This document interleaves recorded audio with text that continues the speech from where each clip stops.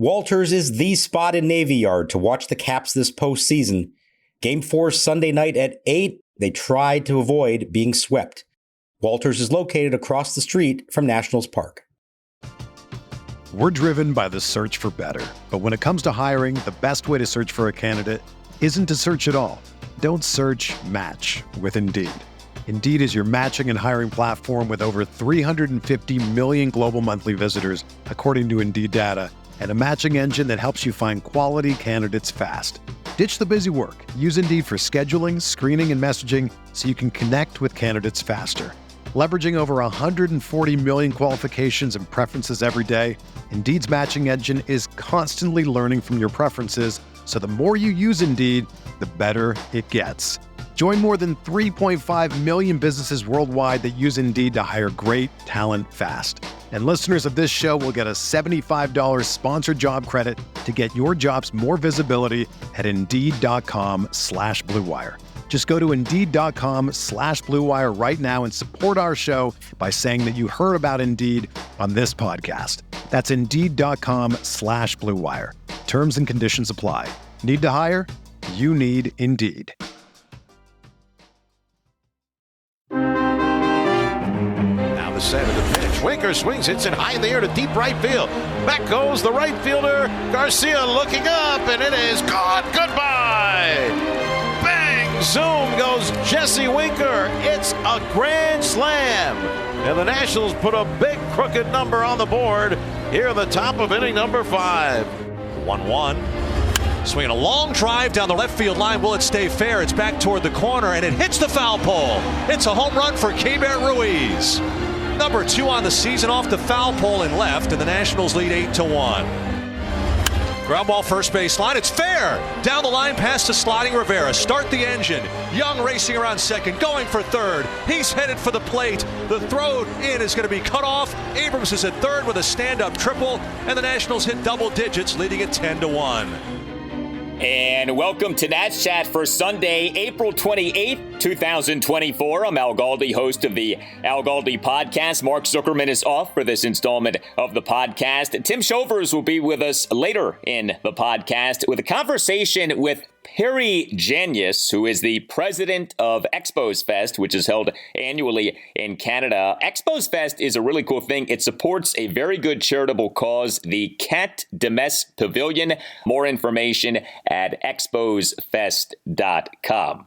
Well, go figure, the Nationals offense over the first 2 games of the team's 4-game series at the Miami Marlins. Friday night, a 3-1 win at the Marlins in a game in which all 14 of the hits in the game were singles. And that's got very good pitching in that game, and 1 on 8 singles, 3 walks, and 2 for 9 with runners in scoring position. Saturday, an 11-4 win at the Marlins in a game in which the Nats actually got out-hit by the Marlins 13-11. Yes, the Nats got out-hit by the Marlins 13-11, but won the game in blowout fashion 11-4.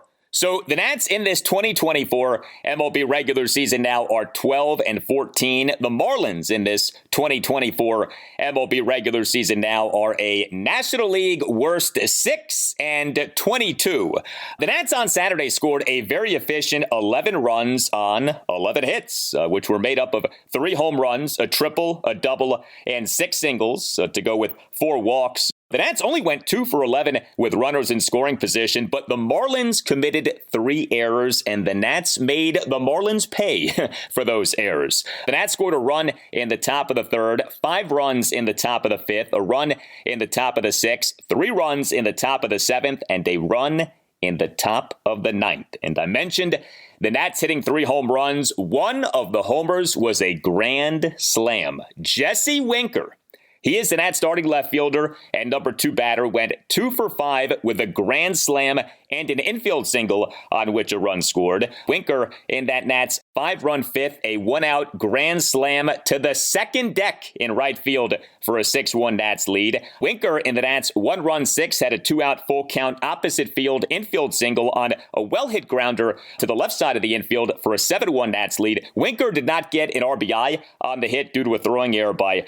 Marlins third baseman baseman Vidal Brujan. More on that play in a bit. But Jesse Winker, he got off to a hot start, had cooled off, but, he for this regular season still has some good numbers. On base percentage of .404, slugging percentage of .465. Not bad for a guy who the Nats this past February 13th signed to a minor league contract with a non-roster invitation to Major League spring training. Now, I mentioned Winker's infield single on Saturday. Scoring on that play was Jacob Young.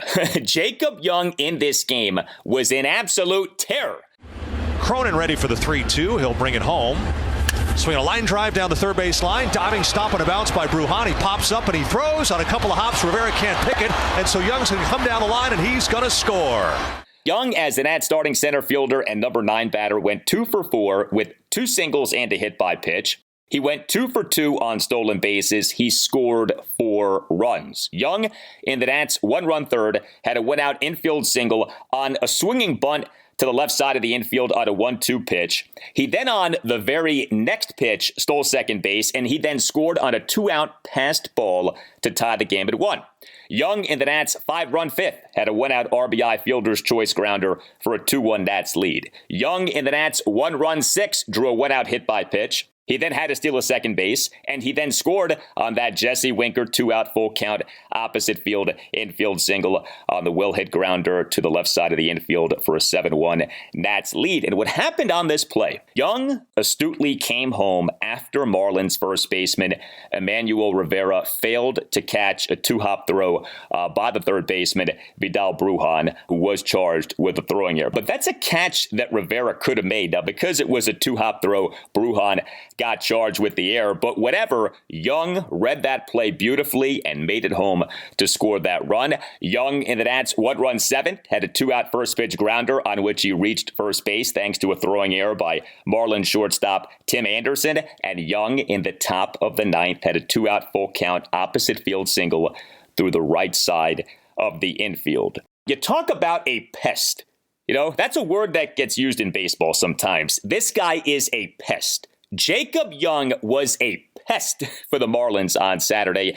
And to the benefit of the Nats, a tremendous performance. The impact of Jacob Young's speed really is something. This is his age 24 season.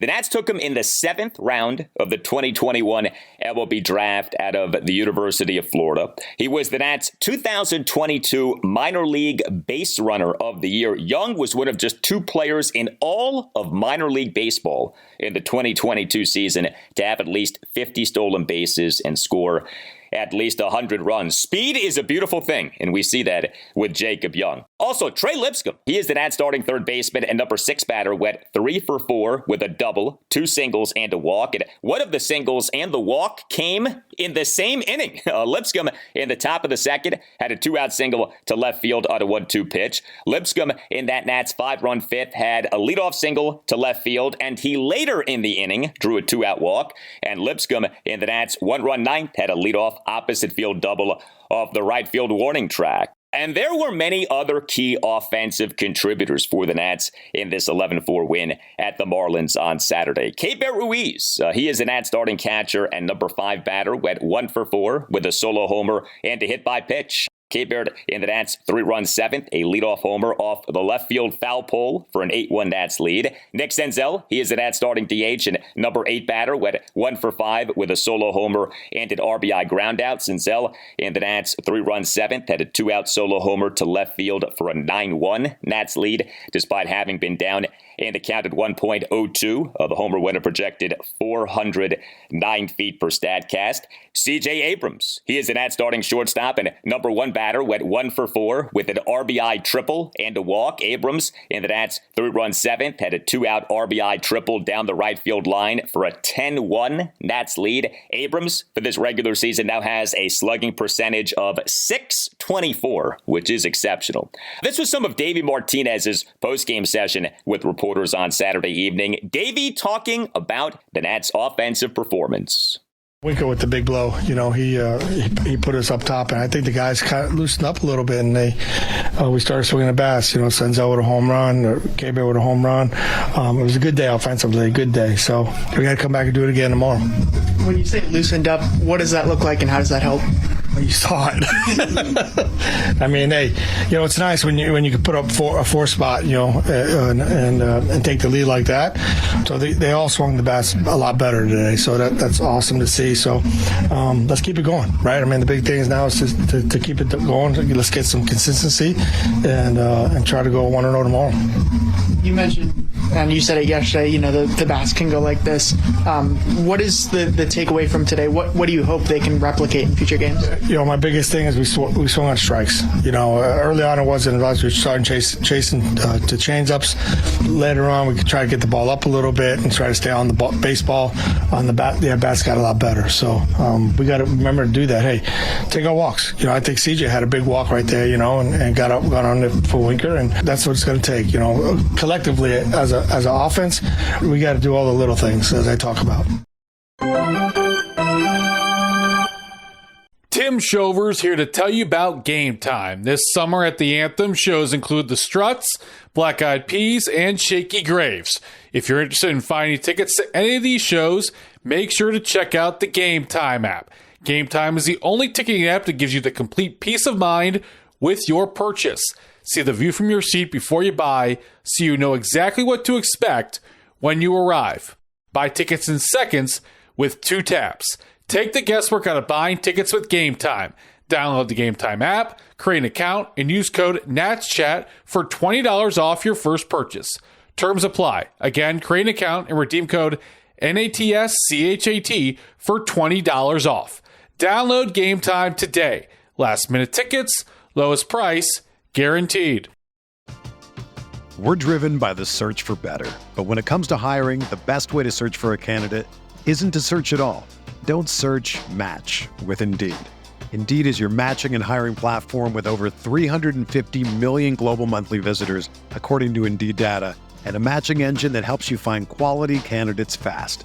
Ditch the busy work. Use Indeed for scheduling, screening, and messaging so you can connect with candidates faster. Leveraging over 140 million qualifications and preferences every day, Indeed's matching engine is constantly learning from your preferences, so the more you use Indeed, the better it gets. Join more than 3.5 million businesses worldwide that use Indeed to hire great talent fast. And listeners of this show will get a $75 sponsored job credit to get your jobs more visibility at Indeed.com/Blue Wire. Just go to Indeed.com/Blue Wire right now and support our show by saying that you heard about Indeed on this podcast. That's Indeed.com/Blue Wire. Terms and conditions apply. Need to hire? You need Indeed.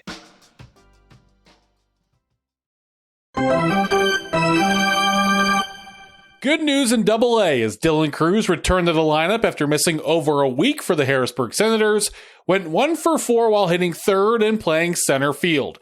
Meanwhile, in Triple-A, big day for James Wood, a combined 4 hits in Rochester's doubleheader. Now back to the show.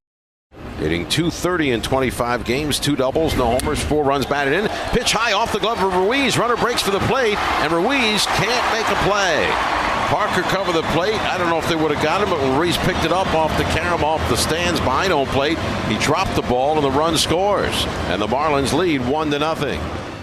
So, a very nice game for the Nats offense in this 11-4 win at the Marlins on Saturday. The Nats pitching in this game was a mixed bag. Mitchell Parker was the Nats starting pitcher. He lasted for just 4 innings. Now, he over those 4 innings allowed just 1 run, but he over those 4 innings also threw a whopping 82 pitches, although a lot of the pitches were strikes. Parker threw 55 strikes versus just 27 balls. Parker gave up 6 hits, all of which were singles. He issued 2 walks and a wild pitch. He recorded 2 strikeouts. The pitch count was the thing. Parker in the bottom of the first allowed a run on 2 singles, a walk, and a run-scoring wild pitch. He also issued a second walk. He, in the inning, threw 28 pitches. Parker in a scoreless bottom of the second, in which he gave up a single through 17 pitches, including 10 pitches in a Brian De La Cruz plate appearance that resulted in an inning-ending groundout. Parker in a scoreless bottom of the third, in which he gave up back-to-back one-out singles through 27 pitches. It's kind of odd with Nats starting pitchers so far in this series. Each guy has allowed just one run, but the two starting pitchers have combined for just 9 innings. The 3-1 win at the Marlins on Friday night, Trevor Williams, 1 run in 5 innings. And Williams, unlike Parker on Saturday, threw a good number of balls, 80 pitches, 46 strikes versus 34 balls. But you certainly can work with a combined 2 runs allowed by starting pitchers over the first 2 games of a series. And by the way, Trevor Williams, he as of games through Friday, was number 10 among all qualified pitchers in the National League in ERA plus for this regular season at 150. 100 is league average. 150 is awesome. This is the same Trevor Williams who for the 2023 regular season had an ERA plus of 78. You go, Trevor Williams. As for the Nats bullpen, well, things were going so well. The 3-1 win at the Marlins on Friday night. 3 Nats relievers, Derek Law, Hunter Harvey, and Kyle Finnegan, combined for 4 scoreless innings with 7 strikeouts versus no walks. The 11-4 win at the Marlins on Saturday. The first 3 Nats relievers in the game combined for 4 more scoreless innings. Jacob Barnes tossed 2 scoreless innings. Dylan Floro tossed a scoreless bottom of the 7th with 2 strikeouts, and Matt Barnes tossed a perfect bottom of the 8th. But then came Tanner Rainey, who was coming back from Tommy John surgery that he underwent in August 2022, and who is really struggling right now. He has been relegated to mop-up duty, and even that is proving to be difficult. Rainey on Saturday had yet another rough outing. He, in the bottom of the 9th, allowed 3 runs. He gave up a 1-out triple, a 1-out RBI single, a 1-out 2-run homer, and a 2-out single. Tanner Rainey now for this regular season. 10 innings pitched, 9 earned runs, 18 hits allowed, 9 walks allowed. His ERA is 8.10. His whip is 2.70. Those numbers are brutal, and you gotta wonder if some kind of a roster move with him might be coming, because this is becoming untenable. This was a blowout win. The Marlins are horrible, and Rainey still struggled. I mean, you're probably not going to find a softer landing spot for a pitcher than a circumstance like the one that Rainey was in the bottom of the 9th on Saturday, and he still got rocked. We on Saturday actually did have some roster maneuvering by the Nats. They on Saturday afternoon announced having placed first baseman / DH Joey Gallo on the 10-day injured list with what the team called a left shoulder AC sprain. And as the corresponding roster move, the Nats recalled outfielder Alex Call from AAA Rochester. So Alex Call was brought up. Call got the call. The Nats' uber prospect, outfielder James Wood, did not get the call. The Nats are staying very disciplined in not calling up James Wood. The Nats are very much sticking to the developmental process with James Wood. There is something to be said for that. I do respect that.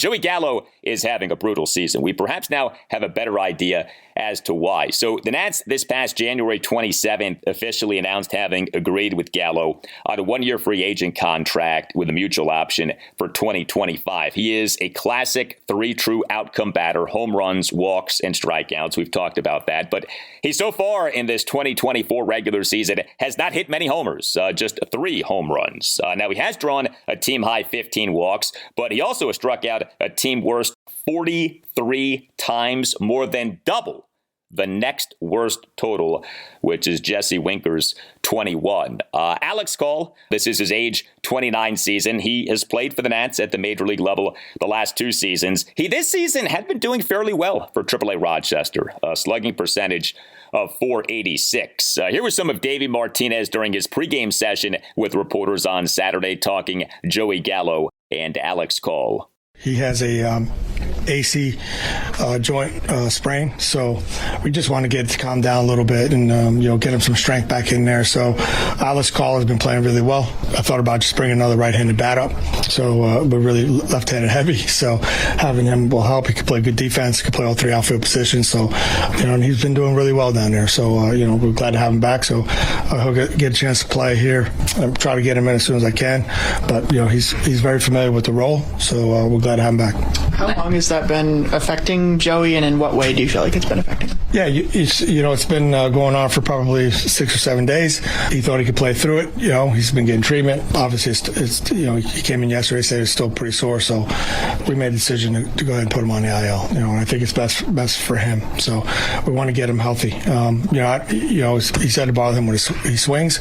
So like I said, we're going to build some strength back up in there, give him a couple of days rest, get him back going again, and then hopefully this won't take long. Alex and Jacob, known as two very good defenders. Do you have a plan? Are they both going to play center? Is that you going to see them twice in one game? What's the situation? No, Jacob's going to play center field. Alex will probably play. We'll try to get him against some left-handed pitchers, but he'll play more left or right field. We'll see where we're at. But in a pinch, he can play center field as well, which is great. And Alex obviously had a really strong spring. What did you see him kind of carry over in the minors, and what do you hope he kind of has changed or altered from last year? Yeah, for me, Alex, and we talked about this with him. He's a guy that can get on base. He takes his walks. He understands the strike zone. We talked a lot about him staying in the middle field as well. Don't get too pull happy. He's been doing well, down in the minor leagues. He's been getting on base, hitting the ball hard. For right now, it made sense to bring him up. All right. Well, that Nats 10-day injured list now has Joey Gallo and outfielders Lane Thomas and Victor Robles. The Nats 15-day injured list has starting pitcher Josiah Gray and reliever Robert Garcia. And the Nats 60-day injured list has starting pitcher Cade Cavalli and relievers Mason Thompson and Jose A. Ferrer. Game 3 for the Nats at the Marlins is on Sunday afternoon at 1:40. Patrick Corbin will be the Nats starting pitcher. You tell us what you think. Hit us up on X at Nats_chat. You can email the podcast, natschatpodcast@gmail.com. You can find us on YouTube. Just search Nats Chat. Our YouTube handle is at Nats Chat Podcast. And please click on the thumbs up button and please click on subscribe. We very much appreciate that. We have a website that we invite you to check out, natschatpodcast.com, in which you can buy a Nats Chat Podcast t-shirt. All Nationals radio highlights on Nats Chat are courtesy of 106.7 The Fan. Nats Chat is on the radio Sunday morning, 9 to 10 on ESPN Richmond, which is 106.1 FM in the Richmond, Virginia area. And we're on Priority Sports Radio, 94.1 in the Virginia Beach area. So, I'm Al Galdi. Thank you for listening. We'll talk to you next time on the Nats Chat Podcast. And we leave you with Tim Shovers, a conversation with Perry Giannias, who is the president of Expos Fest. And as I mentioned earlier, if you want to help out with the very good charitable cause that Expos Fest supports, the Cat de Messe Pavilion, you can check out exposfest.com. Football season may be over, but the action on the floor is heating up. Whether it's tournament season or the fight for the playoff home court, there's no shortage of high-stakes basketball moments this time of year. Get in on the excitement with Prize Picks, America's #1 fantasy sports app, where you can turn your hoops knowledge into serious cash. You can now win up to 100 times your money on Prize Picks with as little as 4 correct picks. You can turn $10 into $1,000 with NBA, NHL, and college basketball entries today on Prize Picks. Prize Picks even offers injury insurance so that your entries stay in play even if one of your players gets injured. So for basketball games, this means if you have a player who exits the game in the first half and doesn't return in the second, that player projection won't count against you and the rest of your entry stays live. Download the app today and use the code BLUEWIRE for a first deposit match up to $100. That code is BLUEWIRE for a first deposit match of up to $100. Prize Picks. Pick more, pick less. It's that easy. The best way to learn a language? Immersion. Living where the language is spoken and using it every day. But if that's not in the cards this year, you could still learn a language the second best way. And that's with Babbel. Babbel's quick 10-minute lessons are handcrafted by over 200 language experts to help you start speaking a new language in as little as 3 weeks. Here's a special deal for our listeners. Right now, get up to 60% off your Babbel subscription, but only for our listeners for a limited time at babbel.com/natschat. Get up to 60% off at babbel.com/natschat. That's spelled BABBEL.com/natschat. Rules and restrictions may apply. Avec un circuit en carrière face à Anthony Young, la balle est frappée solidement en direction de champ à gauche. À la piste de l'avertissement, circuit! Larry Walker! Loin à la gauche! Les Expos à droite! Pleased to welcome on Perry Giannias, the Nats Chat podcast, president of Expos Fest, which is currently ongoing in Laval, Quebec. The charity cause it supports is the Cat de Messe Pavilion at the Montreal Children's Hospital. It houses parents that have children in long-term care at the hospital, much like the Ronald McDonald House. Last year alone, $2 million was raised to support this great cause. Perry has estimated on a scale of 1 to 10, his Expos fandom is a 15 or a 25. Welcome, Perry, to Nats Chat, a show I'm sure you loathe. More on that in a second. But first off, please explain to our listeners what Expos Fest is. Thank you for having me. Expos Fest is a charity that started in 2016 after the death of my niece, Kat. She died of a DIPG brain tumor, which has zero prospects of, there's no hope, it's terminal. And whatever the doctors told us was going to happen, happened, almost to the T. She survived 1 year. That's usually the medium survival rate for a DIPG brain tumor, which happens only in children, generally around her age, which was 4 to 5 years old. So that was the driving force to fundraise for her memory. And we started off with, with a goal of $100,000 through my Expos friends and some contacts and whatever. And 100 grew to 3. That grew to 5, and like you mentioned, we're going on $2 million now, and we promised to raise $3 million for the pavilion, which houses parents with children in long-term care. And generally, when your baby's in long-term care, it's generally not a good thing. So as long as we can keep them close together.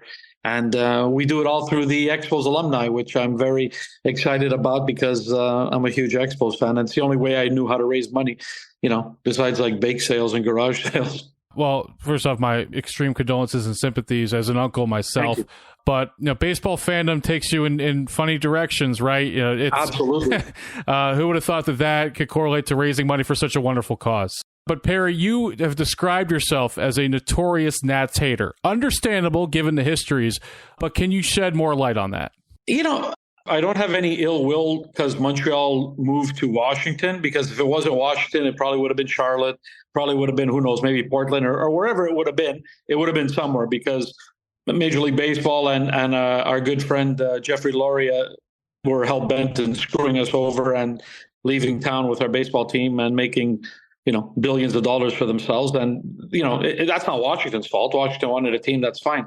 What irks me and many a Expo diehard is the combination of Montreal and Washington's history. And from what I've heard even Nats fans don't like the history being intertwined. Ryan Zimmerman is not the greatest third baseman in Expos in Washington history. That was Tim Wallach. Washington's greatest right fielder was not Vladimir Guerrero. That was an Expos outfielder. So you know what I mean? So it's, and you're starting to see it on Google searches. You're starting to see it on MLB stuff too, that, our Expos players are considered like Nats players. And that's not fair to Expos fans. And from what I understand, it's not fair to the Nats fans either. I'm with you on it because the two cities have nothing in common. The two franchises are separate. You sent me an article that Dan Steinberg wrote years back when the Nats honored Tim Raines, and it's like Tim Raines has nothing to do with Washington, D.C. Yeah, they did the same thing for Vladdy. They did it with Gary and Andre, and I understand them wanting to go, and anytime you get to put on an Expos jersey is cool for them. But it makes no sense, and I think, like, after everything an Expos fan has been through, I think that's, a continuous slap to the face to lump us in with Washington Nationals. Now, however, a few years ago, I believe in 2019, the Nats had Montreal or Expos Day or Montreal Day, and they served poutine. Okay, you hate it. You did not like that. Okay. What did I correlate to? That was, I said that was like dancing on the grave of every Expos fan, like wearing those jerseys where they even muffed up the logo on the front. And, I know the Nats made a lot of money doing it, but, they didn't honor us. No, they didn't honor us. Maybe they honored Nats fans who sort of like the Expos, whatever, but there were very few Expos fans that found that entertaining, and I hope to God they never do that again, because it really hurt a lot of people over here. For Expos Fest, describe the typical average person that attends. People who know that, if we don't take care of children and their parents, what are we doing? Diehard Expos fans, because we do an autograph session from 2 to 6, and then we have the gala from like 6 to 10:30. So, like this year, you're going to get to see for the first time Pedro. You're going to get to get a Pedro autograph. We're honoring the 94 team, so it's Pedro. We have Cliff Lloyd. We have Rondell White. We have Gil Heredia. We have Sean Berry. So we have a whole, I think we're 16 in all.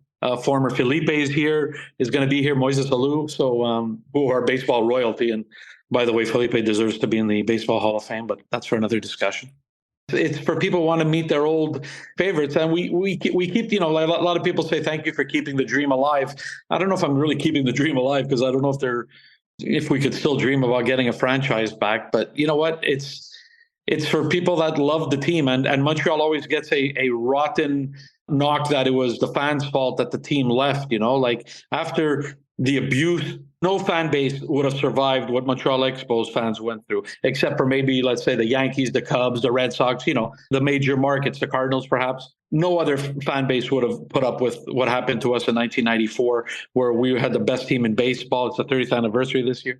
We had the best team in baseball, and we were on our way to hold on, maybe even winning a World Series. Now, a lot of people say, oh, yeah, you guys are assuming you would have won the World Series. We didn't have to win the World Series. We just had to make the playoffs.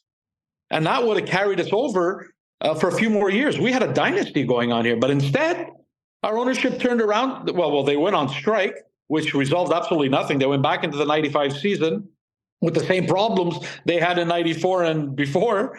And they sold off all our assets. Larry Walker left for nothing. We didn't even get a draft choice. They didn't want to make him a qualifying offer because they were scared he was going to take it. So Larry literally walked out the door for nothing. We got Marquise Grissom. We traded for, my God, who did we get? I think we got Tony Tarasco, John Wetland. We got Fernando Seganol. And I don't even remember who we got Kenny Hill for. But it was just terrible. We got nothing in return, and we lost our biggest players, our best starting pitcher, Hall of Famer, and Larry Walker. And, I could go on and on, but it's pathetic. I remember that. It was right when I was getting into baseball. And overnight, as you said, Montreal Expos, just lost all their stars. And that was a great team in '94. And I'm glad that it still lives on in perpetuity. And at least you can find some solace in sort of honoring it. And it's great that Pedro, who obviously has become so correlated to another team, it comes back and honors Montreal and that team. Yeah, he's huge in Boston. But Pedro, after he said this ring, when they won and they were splashing water all over him or champagne, whatever, and he turned around and said, "This ring is for the people in Montreal who are not going to have a team anymore." And he shot up, into God status over here. Like in the moment, you're a World Series champion, and to think of Montreal at that point, that was really something. What do you think the chances are of Montreal getting another team? Expansion has been talked about in baseball circles. We had, I think, a lot of people have found it funny, but we had a shot at the split city with Tampa Bay. I thought that was a great idea. They worked really hard. Stephen Bronfman worked really hard for it over here. And, having summer baseball over here and spring baseball in Tampa, I think made a lot of sense. Now, that stadium lot is gone. That piece of land over there downtown is gone. And I don't know. The only thing I'm hearing in the good old US of A is Nashville and now Salt Lake City. So I know Nashville has a strong market over there. I don't know. If Major League Baseball wanted to do the right thing, then they look over here. But Major League Baseball rarely wants to do the right thing. So I'm not very optimistic at this point. Have you followed the situation with the Oakland, soon to be Sacramento / Las Vegas Athletics? Do you have thoughts on that? Terrible. Kudos to the fans of Oakland. Kudos for them for staying away and protesting and doing whatever they're doing, because it's very similar, to our situation. They're just turning the screws, making the fans look bad. You know what? I see that on social media a lot. People mocking, there were 3,000 people in Oakland. Good for them, man. Good for them. What they did to that fan base is very similar to what they did to us. And I have no problem with them staying away and, not giving them any more money. So they made it so difficult for them that aren't they going to be playing in Sacramento now? Yeah, they're moving away. Yeah. Yeah. So they're prematurely, because I'm sure they would want to stay there, but they're saying now, you know what, we're not going to be playing in front of 1,000, 3,000 people. So good for the people, the fans of Oakland. Good for them. And lastly, where can some of our listeners who want to donate to the pavilion go to help out the great cause? Oh my God, they can go to exposfest.com. That's EXPOSfest.com. And you can buy stuff off our boutique. We have autographs from all our Expos greats. There's a straight to donation page for the Montreal Children's Hospital that goes to our pavilion. So there's, if you go there, there's many ways to help us out. If you can beat Steve Carlton twice in a short series, you have really done your work. It's over. A soft line drive to Cromartie. The Expos advance to the championship series.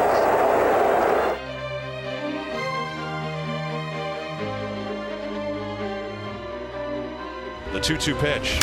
Swinging a long drive left field for Senzel. Way back this one goes, and it is long gone over the Marlins bullpen. Nick Senzel's third homer of the year makes it 9-1 Nationals.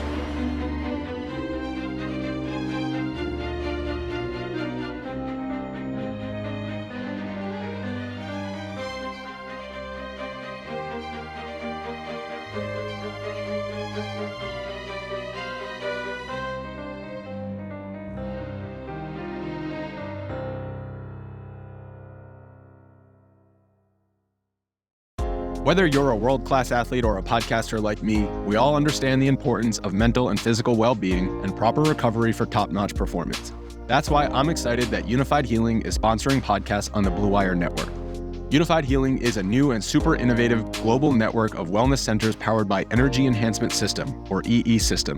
If you haven't heard of the EE System yet, then you'll want to listen up. This technology promotes wellness, deep relaxation, purification, and rejuvenation.